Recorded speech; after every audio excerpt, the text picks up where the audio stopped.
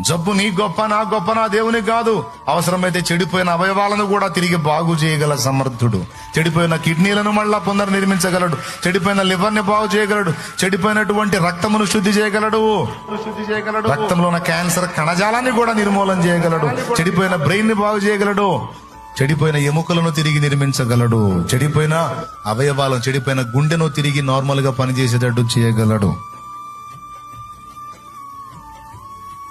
అది నీ గొప్ప, వైద్యుని గొప్ప, మనుషుల గొప్ప, మీ చుట్టాల గొప్ప, దేవుడి గొప్ప అయింది కాదులే ప్రభా. జ్వరం తలకాయ నొప్పి అంటే తగ్గిస్తావు గాని క్యాన్సర్ కదయ్యా.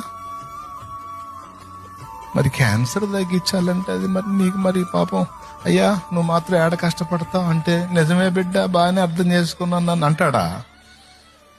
నిద్రమోహం దాని అంటాడు. దేవునికి స్తోత్రం. నిద్రమోహం అంటాడు. అంతేనా? అని ఏమంటాడు?